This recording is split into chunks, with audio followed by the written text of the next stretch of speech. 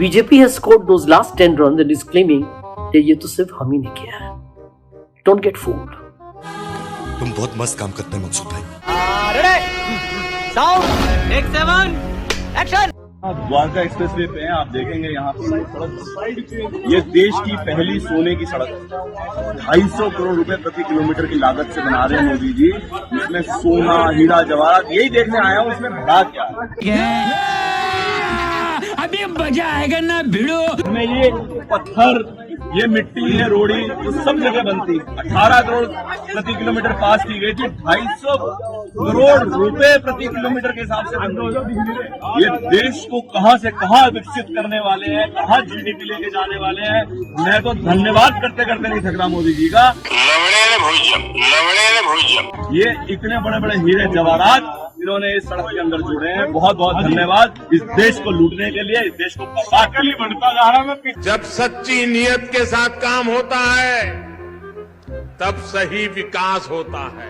Ladies and gentlemen, in today's episode of No Teleprompter, the big hype being made by the BJP about India being the 5th largest economy in the world is something that we are all proud of as Indians. Why not? I'll tell you where the problem is though.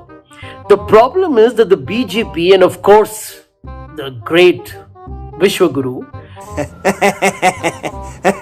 they claim that the entire 5th largest economy in the world has happened since 2014. That's their attitude, that's the message they convey. मस्त planning. Let me try and now expose to you how this fraudulent messaging is actually preposterous, is atrocious, is absurd and laughable. Not necessary. I have to talk about the intelligence and everything. What you want to talk? I'll use a cricket analogy. India is chasing 200 runs to defeat Australia or England or Pakistan in a T20 match. Rohit Sharma scores 50. बात तो सही है. Virat Kohli scores 50. Shubman Gill scores 50. And Surya Kumar Yadav scores 40. That means 190 runs have already been scored. 10 runs to win the match. अरे कहना क्या चाहते हो? In comes Mr. Ravindra Jadeja. Jadeja scores 10 runs and we won it. तू समझा? हाँ. नहीं, तू समझा नहीं. Now the BJP is playing the role of Ravindra Jadeja. We had already reached 190. BJP has scored those last 10 runs and is claiming that ये तो सिर्फ हम ही ने किया है. Don't get fooled.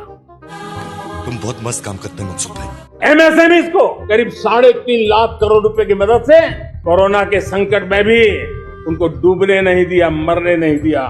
और अभी तो रुको, क्लाइमैक्स अभी बाकी है. जबकि इस दौर में लगभग 13,000 से ज्यादा एमएसएमई बंद हो चुके हैं. मुझे क्रेडिट नहीं चाहिए.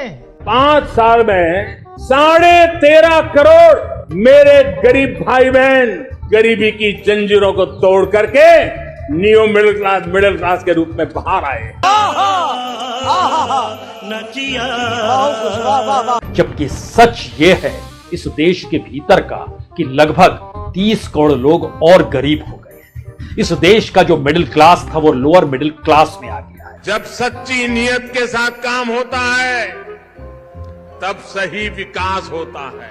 राज्यों को पिछले 9 साल में 100 लाख करोड़ पर पहुंचा है. 16 राज्य ऐसे हैं जो केंद्र से अभी भी पूरा पैसा न मिल पाने की वजह से गुहार लगा रहे हैं और 18 राज्य ऐसे हैं जिनको रिजर्व बैंक से लोन लेना पड़ रहा है. उसमें बीजेपी शासित राज्य भी है. 4 लाख करोड़ से भी ज्यादा खर्च गरीबों के घर बनाने के लिए हो रहा है. गरीबों के घर का जो टारगेट है वह सिर्फ 32% पूरा हो पाया है. बाकी टारगेट पिछड़ा हुआ है. लेकिन प्रधानमंत्री आंकड़ों के खेल में माहिर. एक अनपढ़ आदमी देश पर कितना बड़ा बोझ बनता है. ईमानदारी से अगर 10 मिनट का इंटरव्यू रवीश कुमार को दे देंगे तो हम 2024 मोदी जी को वोट दे देंगे. बताइए, आप guarantee low. This is India's moment. छोटा व्यापारी मरा जा रहा है. किसान हो, छोटा व्यापारी हो, 10 साल के अंदर मर के रह गया है. क्या किया मोदी जी ने? पहली बात तो मैं कोई पढ़ा लिखा व्यक्ति नहीं. ऑनलाइन को बाहर के विदेशी कंपनियों को फायदा पहुंचा, कारोबारियों अमेजोन ले आए, यानी बाहर के टैक्स तो बाहर जा रहा है ना. देश के लिए क्या कर रहे हैं? छोटे व्यापारी तो मरा जा रहा है. बात तो सही है. छोटा व्यापारी की कौन सुन रहा है? उन्होंने कहा कि जीएसटी का रेवेन्यू देश का बढ़ गया, यूपीआई पेमेंट की सुविधा. जीएसटी हम कहते हैं टैक्स तो पहले भी लगता था. टैक्स तो पहले भी लगता था, अब वो टैक्स को माफ करे पहले, फिर जीएसटी ले। उन्होंने तो कह दिया, जाके होलसेल पे पता तो करें क्या वो करते हैं। अगर आप पक्का बिल लोगे वो जीएसटी जोड़ते हैं अलग से। सही पकड़े हैं। हम तो मर गए ना, 100 की चीज हमें 105 में मिल रही है, काहे का जीएसटी? सरकार के अपना पेट भर रही है। ये बिक गई है गवर्नमेंट, अब गवर्नमेंट में कुछ नहीं है। ये बहन चो सारे मिलके हमको पागल बना रहे हैं, मादर चौथ के बच्चे। हाँ बोलो, दे देंगे मोदी जी को ईमानदारी छोड़ दे दूंगा अगर 10 मिनट रवीश कुमार के सवालों का जवाब दे दें। बताइए, आप बताइए। आप लोग रोना बंद कीजिए। मेरे तक आवाज आ रही है कि समग्र देश में कुपोषणમાંથી મુક્તિ માટેના જે પ્રયત્નો થયા ગયા 5 વર્ષ દરમિયાન, अरे कहना क्या चाहते हो? ઉત્તમમાં ઉત્તમ સફળતા કોઈ રાજ્યને મળી હોય એ રાજ્યનું નામ છે ગુજરાત। कुछ भी। लाल किले से पीएम मोदी का आखिरी भाषण। मोदी ने कल लाल किले से देश को आखिरी बार संबोधित किया। स्वतंत्रता दिवस पर लाल किले से अपने आखिरी संबोधन में भी उन्होंने कोई काम की बात नहीं की। पूरी स्पीच ऐसी थी मानो पीएम मोदी भाजपा की रैली को संबोधित कर रहे थे। उनकी पॉलिटिकल पार्टी, उनका राजनीतिक दल परिवार का, परिवार के द्वारा और परिवार के लिए। वही उठापटक, वही हल्कापन, वही बेतुकी बातें, विपक्ष के लिए वही अपशब्द।